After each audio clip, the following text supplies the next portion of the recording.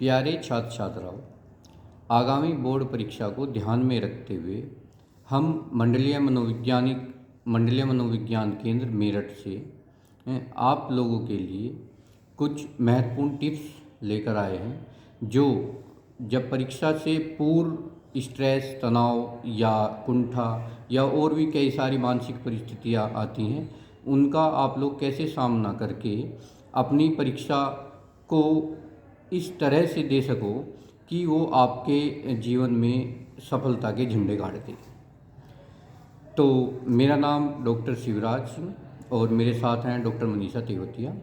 हम दोनों लोग मंडलीय मनोविज्ञान केंद्र में मनोवैज्ञानिक हैं।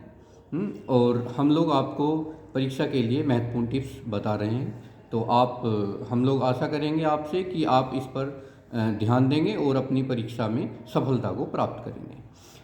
सबसे पहले हम लोग बात करेंगे स्टडी प्लान की। जब भी आप लोग परीक्षा देने से पहले हमें एक स्टडी प्लान बनाना होता है। हमें चाहिए कि एक टाइम टेबल बनाएं कि किस तरह से हमें परीक्षा की तैयारी करनी है, कौन से प्रश्न को पहले पढ़ना है, कौन से सब्जेक्ट को किस समय पढ़ना है, उसको रिवीजन करना है और जो पुराने क्वेश्चंस हैं या जो हमारे प्रश्न पत्र हैं उन्हें हम देखकर उनका रिवीजन कर सकें। इसी के साथ साथ हमें अपनी प्राथमिकताओं को भी ध्यान में रखना होता है कि अगर हमें किस विषय को या जो कठिन विषय है उसे हम पहले पढ़ें।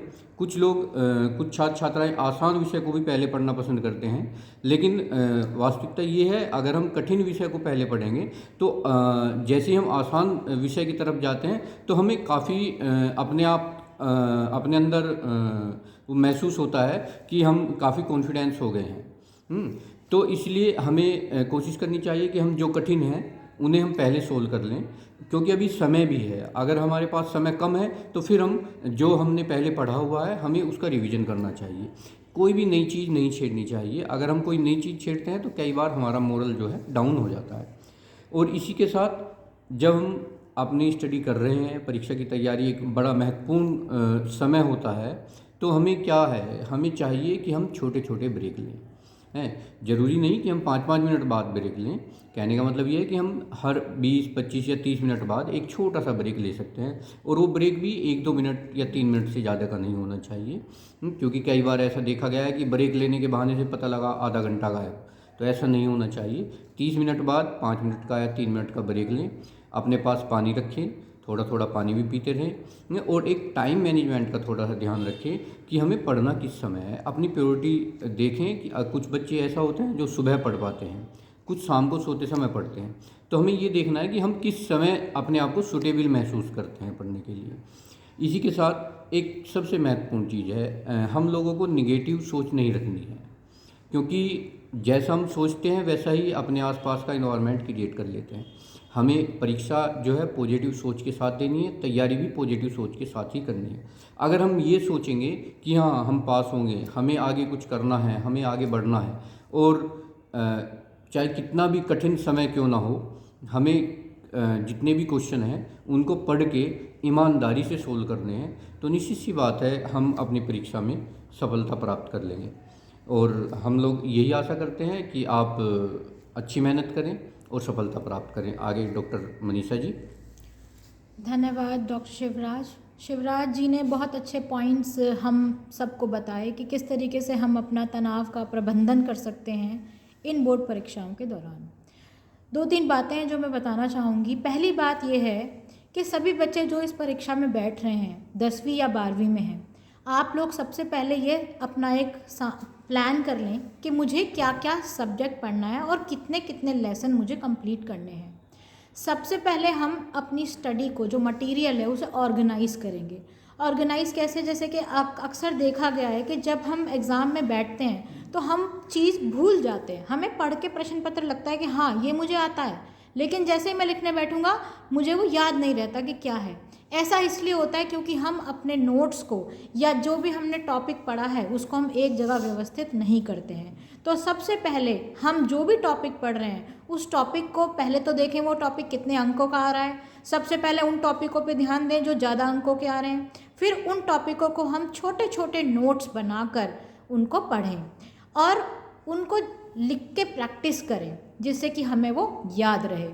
दूसरी बात, कुछ इम्पॉर्टेंट फार्मूले होते हैं, कुछ इम्पॉर्टेंट इस तरीके के जैसे कि कोई फार्मूला है, कोई डेट्स है, तो वो याद करने के लिए बार बार हम उन्हें रिवाइज कर सकें, उन्हें रिपीट कर सकें, तो उन्हें आप छोटे किसी कागज़ पर लिखकर या छोटे चार्ट पेपर पर लिखकर आप कहीं चिपका सकते हैं। जैसे कि अपने कमरे में जहाँ पढ़ाई करते हैं वहाँ चिपका सकते हैं, या आप जिस जगह से ज़्यादा बार गुजरते हैं, फॉर एग्जांपल आप फ्रिज के पास से कई बार गुजरते हैं, तो आप वहाँ पे लगा सकते हैं। क्योंकि विजुअल मेमोरी, हमारी जो आँखों से द्वारा जो हमारी चीज़ों को हम मेमोराइज़ करते हैं, वो मेमोरी का किसी भी परीक्षा में बहुत ही महत्वपूर्ण रोल होता है। तो अपनी टॉपिक को ऑर्गेनाइज करें, छोटे छोटे पॉइंट्स बनाकर लिखें और कुछ महत्वपूर्ण चीज़ों को लिखकर कहीं ना कहीं चिपकाएं।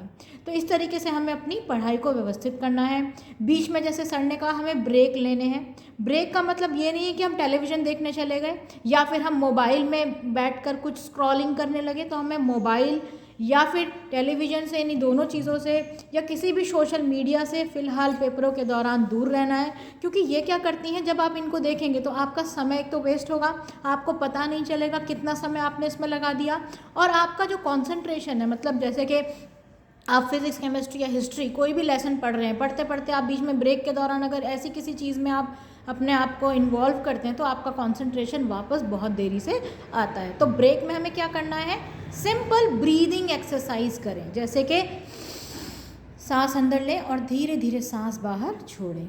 ये एक तरीके की रामबाण है, जिसे मैं कहूँगी एक तरीके की दवाई है। जब भी आपको हल्का सा भी स्ट्रेस महसूस हो रहा है या टेंशन हो रही है आपको कि याद नहीं हो रहा, मेरे कैसे नंबर आएंगे, पता नहीं लोग क्या सोचेंगे, मम्मी पापा क्या सोचेंगे, टीचर क्या सोचेंगे, है ना, जब भी आपके दिमाग में ये बात है, या मेरे दोस्त के मेरे से ज़्यादा नंबर आ जाएंगे, ये जब हम थॉट अपने मन में लाते हैं, ये हमें कहीं ना कहीं बहुत ज़्यादा स्ट्रेस कर देता है, हमें एक टेंशन देता है। तो ऐसा आते ही हमें सांस धीरे धीरे अंदर लेनी है और सांस धीरे धीरे बाहर लेनी है। ऐसा 4-5 बार अगर आप रोज़ाना करेंगे तो ये आपको स्ट्रेस फ्री रखेगा और आप अपना कंसंट्रेशन भी हाई रखेंगे।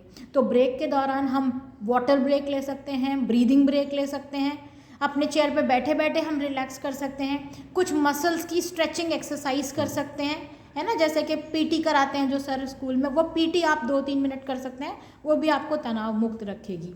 इसके साथ साथ अपने परिवार का सहयोग लें, घर में बातचीत करें अपने माता पिता से। अगर आपको लगता है कि आपको थोड़ी सी भी टेंशन है या थोड़ा सा भी स्ट्रेस हो रहा है, या आपको लग रहा है कि मैं उतना परफॉर्मेंस नहीं कर पाऊंगा या कर पाऊंगी जितना आपने सोचा है, तो आप अपने माता पिता से या फिर आपके स्कूल में जो टीचर्स हैं उनसे आप बातचीत कर सकते हैं। इसके अलावा हम लोग भी 24/7 अवेलेबल हैं। हम लोग अपने नंबर्स भी नीचे इसी वीडियो के नीचे शेयर कर देंगे, आप लोग हमें मैसेज कर सकते हैं, कॉल कर सकते हैं अगर बहुत ज़्यादा स्ट्रेस हो रहा है। इसके अलावा हम मंडल मनोविज्ञान केंद्र मेरठ में है, जो कि जीआईसी प्रांगण के अंदर है। आप लोग जीआईसी प्रांगण में आके हमसे मिल भी सकते हैं अगर आपको ज़्यादा स्ट्रेसफुल लगता है। तो बच्चों, अपने सामग्री को व्यवस्थित करें, ठीक है, जैसा कि बताया गया है, टाइम टेबल बनाएं, टाइम के हिसाब से पढ़ाई करें। पेपर में जाते ही भूलने वाली समस्या के लिए अपनी जो भी टॉपिक्स हैं उन्हें ऑर्गेनाइज एक जगह लिखें। अगर पेपर के दौरान घबराहट होती है तो उससे पहले घर में लास्ट ईयर पेपर्स को सॉल्व करें और घड़ी टांग के, जैसे एग्ज़ाम के कमरे में घड़ी टंगी होती है वैसे घड़ी टांग के काम करें। तो आपको क्या होगा, एग्ज़ाम जैसी सिचुएशन में, कंडीशन में बार बार बैठने की आदत पड़ जाएगी। तो एग्ज़ाम के दौरान जब आप पेपर में बैठेंगे तो आपको स्ट्रेस बिल्कुल भी नहीं होगा। पेपर से पहले भी अपनी सारी चीज़ों को व्यवस्थित करेंगे, अपना रोल नंबर, आपका जो भी आपके पेन और आपके जो भी चीज़ें रिक्वायर्ड हैं, पैड अगर रिक्वायर्ड है जिस पे आप लिखेंगे रख कर, तो अपनी दफ्ती, अपने जो भी चीज़ें हैं वो पहले से पहले व्यवस्थित रखेंगे।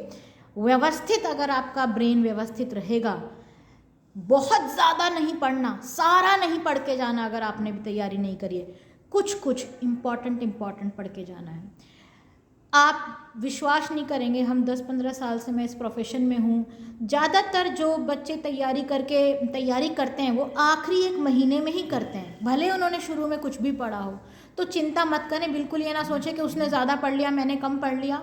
हम सब ने लगातार उतना ही पढ़ा है और आखिरी महीना महत्वपूर्ण होता है, ठीक है। ये कुछ टिप्स मेरी तरफ से हैं। और डॉक्टर साहब, ये जो बच्चे एग्ज़ाम टाइम में खेलने जाते हैं, ये काफ़ी खतरनाक होता है, कोई भी रिस्की गेम ना खेलें। हाँ, ऐसा गेम ना खेला जाए जिसमें चोट फैट लगे। हाँ। पर हाँ, फिजिकल, अगर आप रस्सी कूदते हैं, ठीक है, टहलते हैं, हाँ, टहलना, दौड़ते हैं, या फॉर एग्जांपल कोई बैडमिंटन, बास्केटबॉल, इस तरह की कोई चीज़ खेलते हैं जो बहुत लंबे समय में नहीं, समय तक नहीं खेलनी है, मुश्किल से आधा घंटा पेपरों के दौरान, क्योंकि वो आधा घंटा तो तुम्हें एनर्जाइज करेगा। अगर उससे ज़्यादा अगर आप कोई गेम में करेंगे तो आप थकान महसूस करेंगे। खान पान का भी ध्यान रखना है, जैसे कि सर ने भी बताया, निरंतर पानी पीते रहना है, मौसम के फल खाने हैं, मौसम जो भी आपके घर में बिना तला भुना खाना है वो आप खा सकते हैं, गुड़ का प्रयोग कर सकते हैं, आजकल मूंगफली का प्रयोग कर सकते हैं, तिल का प्रयोग कर सकते हैं। तो ये सारी चीज़ें हमें एक तरीके से शक्ति देती हैं, पढ़ने में भी एनर्जी लगती है। और नींद पे एक बहुत बड़ा सवाल डॉक्टर साहब रहता है। हाँ, नींद के लिए देखिए, ये हमारी जो बायोलॉजिकल क्लॉक है सभी की अलग अलग तरह से व्यवस्थित होती है। इसमें हमें देखना होगा कि कुछ बच्चे रात को पढ़ते हैं तो रात को पढ़िए, कुछ लोग सुबह जल्दी उठते हैं, जो सुबह जल्दी उठ सकते हैं वो सबसे अच्छा होता है, वो सुबह उठ के पढ़िए।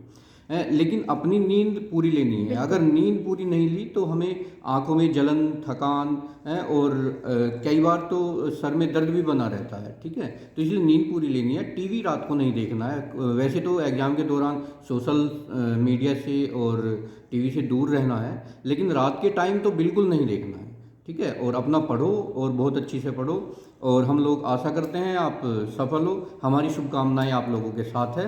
ओके, बेस्ट ऑफ लक सभी को, धन्यवाद।